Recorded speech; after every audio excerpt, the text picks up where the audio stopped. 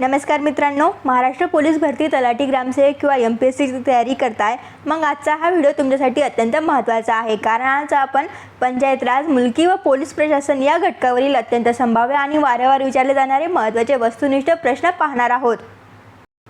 आजचा हा व्हिडिओ MPSCची तयारी करणाऱ्या विद्यार्थी मित्रांसाठी अत्यंत महत्त्वाचा असणार आहे। प्रत्येक प्रश्नानंतर तुमचे उत्तर कमेंट बॉक्समध्ये नक्की टाईप करा आणि शेवटी 26 पैकी तुमचे किती प्रश्न बरोबर आलेत हे नक्की सांगा। पुढे जाण्यापूर्वी चॅनलवर नवीन असाल तर सबस्क्राइब करायला आणि बेल आयकॉन दाबायला विसरू नका। चला तर मग आपण वेळ न वाया घालवता आपल्या प्रश्नांना सुरुवात करूयात। बघा, प्रश्न पहिला दिलेला आहे, ग्रामसभेसंबंधी खालीलपैकी कोणती विधाने बरोबर आहे ते आपल्याला सांगायचं आहे। तर बघा, विधान अ काय आहे, तो पंचायती राज्यातील सर्वात कनिष्ठ स्तर आहे। 73व्या राज्यघटना दुरुस्तीने तिला घटनात्मक दर्जा प्राप्त झाला आहे। आणि विधान क आहे, ग्रामसभेत ग्रामपंचायतीच्या क्षेत्रात वास्तव करणाऱ्या सर्व पात्र मतदारांचा समावेश होतो। तर हे ग्रामसभेसंबंधी काही विधाने आहेत। तर या 3 विधानांपैकी कोणती विधान हे बरोबर आहेत तर कमेंट बॉक्समध्ये तुमचं उत्तर तुम्ही टाईप करा। तर बघा, पर्यायांपैकी उत्तर आहे पर्याय क्रमांक 4 अ, ब, क ही तीनही विधाने अगदी बरोबर आहेत। उत्तर काय आहे, पर्याय क्रमांक 4। बघा, ग्रामसभेशी संबंधित ही विधाने आहेत।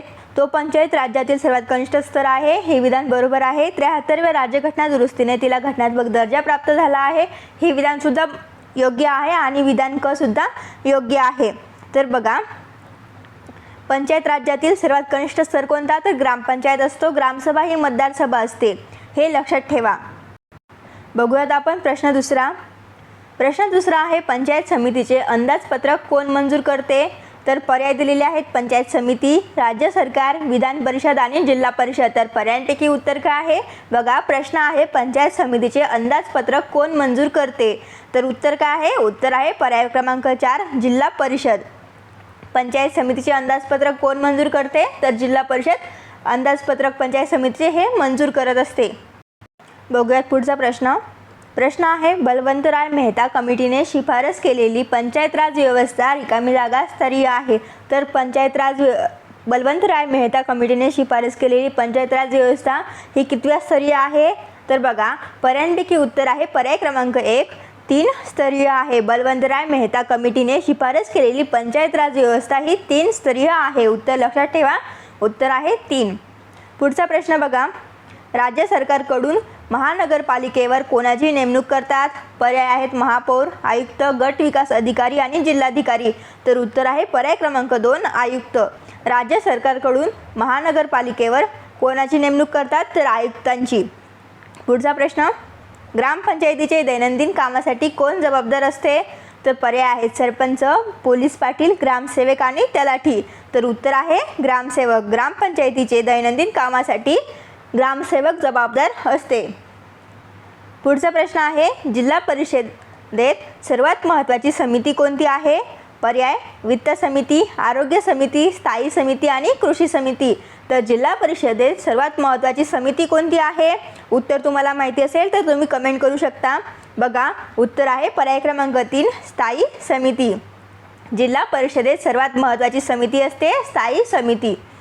पुढचा प्रश्न आहे, पंचायत राज्याच्या क्षेत्रात 73व्या घटना दुरुस्तीद्वारे खालीलपैकी कोणती तरतूद सुचवलेली नाही तर पर्याय आहेत, महिला उमेदवारांना सर्व स्तरावर 1/3 आरक्षण, पर्याय 2 राज्याने वित्त आयोगाची स्थापना करावी, पर्याय 3 निर्वाचित पदाधिकाऱ्यांना जर 2 पेक्षा जास्त अपत्ये असतील तर ते आपल्या पदावर राहण्यास अपात्र असतील, पर्याय 4 पंचायत राज संस्था जर विसर्जित झाल्या तर 6 महिन्यांच्या कालावधीत निवडणुका झाल्या पाहिजेत। तर या 4 पर्यायांपैकी पंचायत राजाच्या क्षेत्रात 73व्या घटना दुरुस्तीद्वारे खालीलपैकी कोणती तरतूद सुचवलेली नाही तर उत्तर आहे पर्याय क्रमांक 3 निर्वाचित पदाधिकाऱ्यांना जर 2 पेक्षा जास्त अपत्ये असतील तर ते आपल्या पदावर राहण्यास अपात्र असतील। ही तरतूद पंचायत राजाच्या क्षेत्रात 73व्या घटना दुरुस्तीद्वारे सुचवलेली नाही।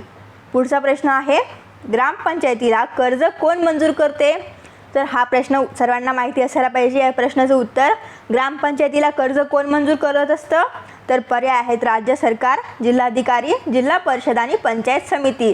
तर पर्यायांपैकी उत्तर आहे जिल्हा परिषद। पर्याय क्रमांक 3 हे बरोबर उत्तर आहे. ग्रामपंचायतीला कर्ज हे जिल्हा परिषद मंजूर करत असते. पुढचा प्रश्न आहे, बरोबर विधान ओळखायचे आहे. बघा 3 विधान आहेत अ, ब, क. तर या 3 विधानांपैकी बरोबर विधान कोणते आहे? तर बघा, विधान अ आहे, बलवंतराय मेहता समितीने 1958 साली अहवाल सादर केला. पर्याय विधान ब, अशोक मेहता समितीने द्विस्तरीय पंचायत राजची शिफारस केली. विधान क, देशातील राजस्थान या राज्यात सर्वप्रथम पंचायत राजचा शुभारंभ झाला. तर या 3 विधानांपैकी बरोबर विधान कोणते आहे? तर बघा, उत्तर आहे पर्याय क्रमांक 3 अ, ब, क. हे 3ही विधाने काय आहेत? तर बरोबर आहेत. बलवंतराय मेहता समितीने 1958 साली अहवाल सादर केला, हे विधान अचूक आहे. अशोक मेहता समितीने द्विस्तरीय पंचायत राजची शिफारस केली, हे विधान सुद्धा बरोबर. आणि विधान क, देशातील राजस्थान या राज्यात सर्वप्रथम पंचायत राजचा शुभारंभ झाला, हे अ, ब, क. हे 3ही विधाने बरोबर आहेत. त्यामुळे उत्तर असणार अ, ब, क. 3ही विधाने बरोबर आहेत. पुढचा प्रश्न आहे, ग्रामसभेत खालीलपैकी कोणाचा समावेश होतो? तर बघा, ग्रामसभेत खालीलपैकी कोणाचा समावेश होतो? पर्याय बघूयात.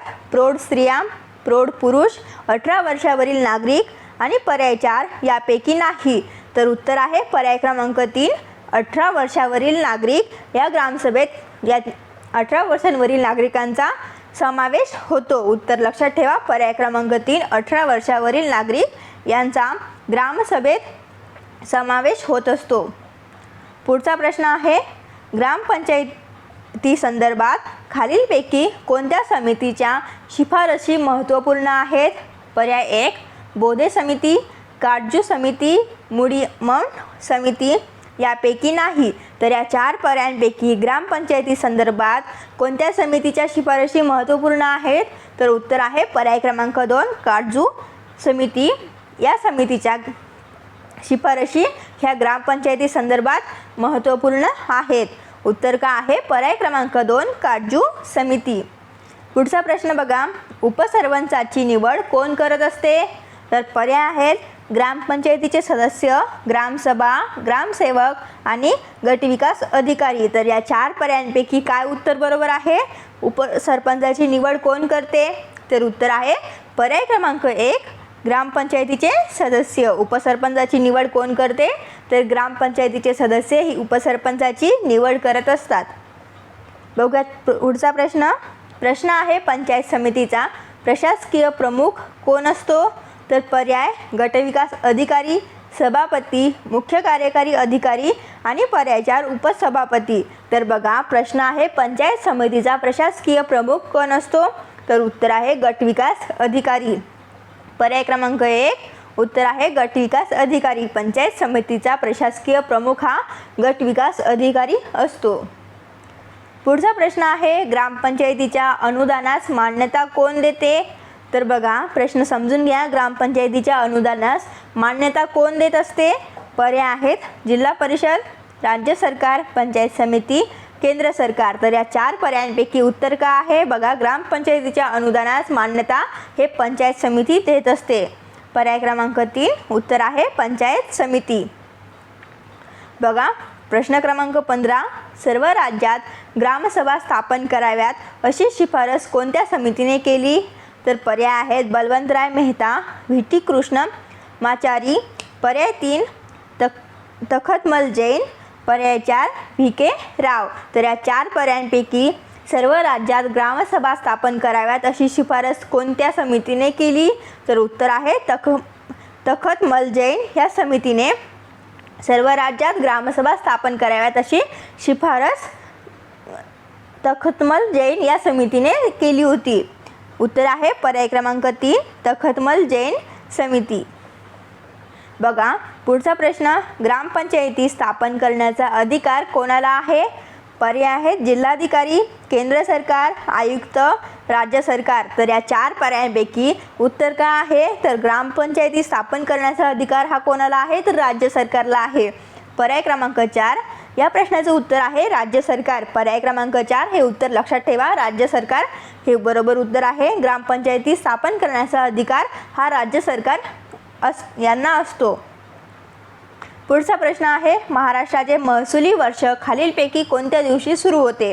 तर महाराष्ट्राचे महसुली वर्ष हे कोणत्या दिवशी सुरू होते? तर बघा, पर्याय आहेत 1 एप्रिल, 1 मे, 1 ऑगस्ट, 2 ऑक्टोबर. तर या 4 पर्यायांपैकी महाराष्ट्राचे महसुली वर्ष कोणत्या दिवशी सुरू होते? तर उत्तर आहे पर्याय क्रमांक 3, 1 ऑगस्ट. महाराष्ट्राचे महसुली वर्ष हे 1 ऑगस्ट या दिवशी सुरू होते. पुढचा प्रश्न आहे, राज्यातील पोलीस प्रशासनाचे कार्य कोणाच्या अखत्यारीत चालते? तर पर्याय आहे सामान्य प्रशासन, गृह मंत्रालय, कायदा मंत्रालय आणि यापैकी नाही. तर बघा, पर्याय आहे तुमच्यासमोर, राज्यातील पोलीस प्रशासनाचे कार्य हे कोणाच्या अखत्यारीत चालते? तर तुमचं बरोबर उत्तर कमेंट करा. बघा, या प्रश्नाचं उत्तर आहे पर्याय क्रमांक 2, गृह मंत्रालय. राज्यातील पोलीस प्रशासनाचे कार्य हे गृह मंत्रालय यांच्या अखत्यारीत चालते. पुढचा प्रश्न आहे, राज्यात संत गाडगेबाबा ग्राम स्वच्छता अभियान राबवण्यास कधीपासून सुरुवात झाली? पर्याय आहेत 1998, 2000, 2002 आणि 2004. तर बघा, उत्तर आहे पर्याय क्रमांक 2, 2000. राज्यात संत गाडगेबाबा ग्राम स्वच्छता अभियान राबवण्यास कधीपासून सुरुवात झाली? तर 2000 या वर्षापासून राज्यात संत गाडगेबाबा ग्राम स्वच्छता अभियान राबवण्यास सुरुवात झाली आहे. उत्तर लक्षात ठेवा, पर्याय क्रमांक 2, 2000 या वर्षापासून सुरुवात झालेली आहे. बघूयात पुढचा प्रश्न, ग्राम स्वच्छता कार्यक्रम राज्याच्या कोणत्या विभागामार्फत राबविला जातो? पर्याय आहेत सार्वजनिक आरोग्य, ग्रामविकास, बांधकाम आणि सामान्य प्रशासन. तर बघा, ग्राम स्वच्छता कार्यक्रम राज्याच्या कोणत्या विभागामार्फत राबवला जातो? तर उत्तर आहे ग्रामविकास. ग्राम स्वच्छता कार्यक्रम हा राज्याच्या ग्रामविकास या विभागामार्फत राबविला जातो. बघा, प्रश्न 21, ग्रामसेवकाच्या संदर्भातील योग्य विधान निवडा. विधान आहेत 4 विधान आहेत. बघा, विधान समजून घ्या. ते ग्रामपंचायतीचे दैनंदिन काम पार पडतात. विधान क, ते ग्रामपंचायतीची महत्त्वाची कागदपत्रे व हिशोब सांभाळतात.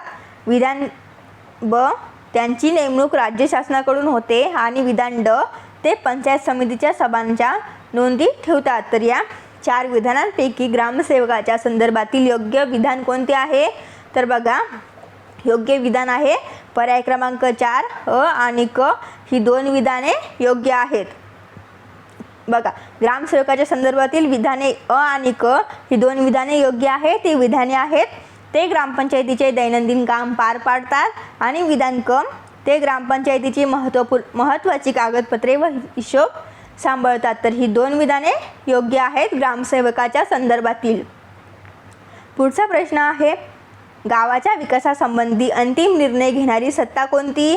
तर पर्याय 1 ग्रामपंचायत, पर्याय 2 ग्रामसेवक, पर्याय 3 सरपंच आणि पर्याय 4 ग्रामसभा. तर बघा, गावाच्या विकासासंबंधित अंतिम निर्णय घेणारी सत्ता कोणती असते? तर ग्रामसभा. पर्याय क्रमांक 4 ग्रामसभा ही गावाच्या विकासासंबंधित अंतिम निर्णय घेणारी सत्ता असते. पुढचा प्रश्न आहे, नागरी भागातील स्थानिक स्वराज्य संस्थांविषयीच्या नवीन तरतुदी रिकामी जागा घटनादुरुस्तीद्वारे समाविष्ट करण्यात आल्या. तर बघा, पर्यायांपैकी रिकाम्या जागेमध्ये कोणती योग्य घटनादुरुस्ती असेल?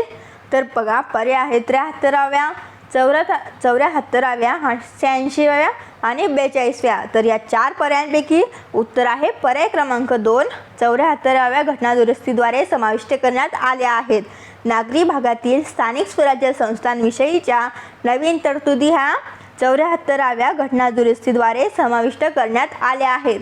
लक्षात ठेवा, 74व्या घटनादुरुस्तीद्वारे नागरी भागातील स्थानिक स्वराज्य संस्थांविषयीच्या नवीन तरतुदी ह्या समाविष्ट करण्यात आल्या आहेत. पुढचा प्रश्न, गावचा पोलीस पाटील रिकामी जागाकडून नियुक्त केला जातो. गावातील पोलीस पाटील हा कोणाकडून नियुक्त केला जातो? पर्याय आहेत जिल्हाधिकारी, उपविभाग अधिकारी, तहसीलदार आणि गटविकास अधिकारी. तर या 4 पर्यायांपैकी उत्तर आहे पर्याय क्रमांक 2 उपविभागीय अधिकारी यांच्याकडून गावचा पोलीस पाटील यांची नियुक्ती केली जाते. पुढचा प्रश्न आहे, महाराष्ट्रातील पंचायत राज्याचा आकृतिबंध निश्चित करण्यासाठी सर्वात प्रथम कोणती कमिटी नेमली होती? पर्याय 1 ल.ना. बोंगिरवार, पर्याय 2 बाबूराव काळे, पर्याय 3 आहे वसंतराव नाईक, पर्याय 4 प्राचार्य बी.पी. पाटील. तर महाराष्ट्रातील पंचायत राज्याच्या आकृतिबंध निश्चित करण्यासाठी सर्वात प्रथम कोणती कमिटी ही नेमली गेली होती? उत्तर आहे पर्याय क्रमांक 3 वसंतराव नाईक ही कमिटी महाराष्ट्रातील पंचायत राज्याच्या आकृतिबंध निश्चित करण्यासाठी सर्वात प्रथम नेमली गेली होती. तर कोणती कमिटी आहे? उत्तर लक्षात ठेवा, पर्याय क्रमांक 3 कमिटी आहे वसंतराव नाईक. उत्तर आहे पर्याय क्रमांक 3 वसंतराव नाईक ही कमिटी सर्वात प्रथम महाराष्ट्रातील पंचायत राज्याच्या आकृतिबंध निश्चित करण्यासाठी नेमली गेली होती. बघा पुढचा प्रश्न आहे आणि हा लास्ट प्रश्न आहे. महाराष्ट्रातील ग्राम स्वच्छता अभियानाला कोणत्या संतांचे नाव दिलेले आहे? तर बघा या अगोदर आपण प्रश्न बघितला आहे, त्या प्रश्नामध्ये त्यांचं नाव सुद्धा आलेलं आहे. तर महाराष्ट्रातील ग्राम स्वच्छता अभियानाला कोणत्या संतांचे नाव दिलेले आहे? तर बघा पर्याय आहे संत तुकाराम महाराज, संत गाडगे महाराज, संत तुकडोजी महाराज आणि पर्याय 4 संत नामदेव महाराज. तर महाराष्ट्रातील ग्राम स्वच्छता अभियानाला कोणत्या संतांचे नाव दिलेले आहे हा आपला प्रश्न. उत्तर आहे पर्याय क्रमांक 2 संत गाडगे महाराज. महाराष्ट्रातील ग्राम स्वच्छता अभियानाला कोणत्या संतांचे नाव दिलेले आहे?